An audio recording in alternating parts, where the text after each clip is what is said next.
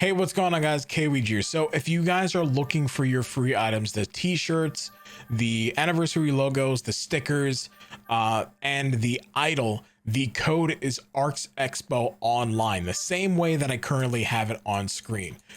We actually got lucky that they posted this early. I was actually going around the website and there's some really cool stuff. I'm going to leave a link down in the description below so you guys can go check this out for yourselves. We're going to go over briefly here.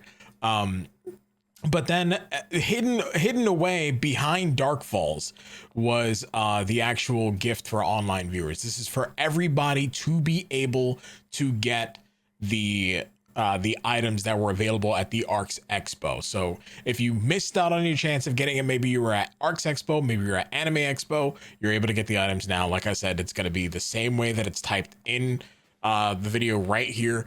And then also I'm going to be leaving a, in the comments down below so you guys can just copy pasta it. Anyway, so they have all the art books here, and I own a couple of these, and some of these are really cool. I wish I were able to open a lot of these.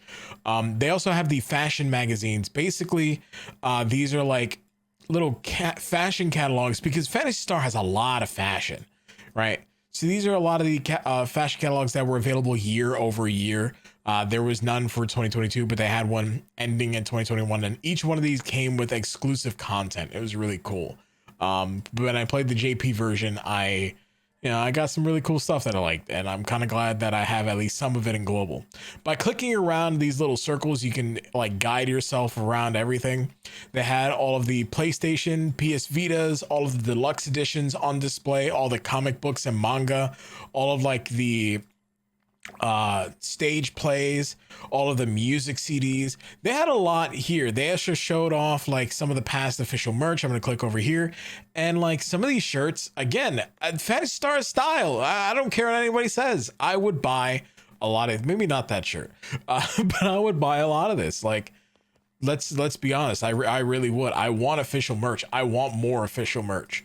Not that's available online that I can actually buy, because all of the stuff in Japan, you could also buy it online. We have nothing for global. I want that, because it would be, it's people may not realize this, but Phantasy Star is big, worldwide, and having the ability to showcase, your love for it would be awesome. They showed off the anniversary illustrations here at the ARKS Expo, and that was really cool. They have like all of the concept art. You can actually click into this to get like a closer look, if I can, do this, and then you could zoom in, and it's a lot of the official concept art for a lot of the outfits that were available. Yeah, I can even zoom in closer, and you can see that, and it's really cool stuff, because it's high quality images that you can get as well. They give you all the details, and when you're looking at the concept art, you can see something that we don't talk about very often. There's a lot of love that gets poured into the game. There's a lot of work that gets poured into this game. A lot of people are talking about like, oh, Sega does this, Sega does that, Sega doesn't care. But they wouldn't do any of this if they didn't care. There's a lot of work here. And I want people to understand that, because this is something that's incredible. So again, here we go. We're going to take a look at like more of the concept art. Again, I'll be leaving a link in the description down below. There's also the mosaic. You guys can actually see this in all its glory. All of the images and screenshots that were submitted from players worldwide were displayed here, and that's really cool. They have even more stuff that was available here. Some of the like other merchandise, some of the events that were available in games, some of the scripts from the TV show, some of the initial design for PSO. There's something I glossed over just now, and it was this, right? They had designs for another race, not just casts and that. They had designs for another race. At least that's what I got out of that. And that would have been really cool, because they look gorgeous. And I still kind of want them to add that. But now that we have the character creator, that's incredible. That's fine. But Phantasy Star could have been a very, very different game. Like Phantasy Star Online 2 could have been a very different game. And honestly, I would have been okay with the concept that they have here. Like the initial script that they had and everything. I want to see that. I would love to see more of that initial idea, right? Because Fantasy Star is something that's near and dear to my heart, which is why I cover content for it, you know, because it's not just because yeah, it's good for my channel, because it's not. I love this series. Anyway, they have the timeline here. It's available in Japanese. There is a global version. They have shown it off before. I don't actually remember it, where it is, but you know, you guys can go ahead and find it. They also have like the official cosplays of all of the outfits. These were actually the ones on display. People wore these at the convention, and I think that's really cool, that they were able to, you know, recreate some of these outfits in as great a detail as they did. Some people at the convention actually had some crazy, you know, cosplays that they put together themselves, and that's really awesome. They had the photo booths, and here's something that, you know, another merch area.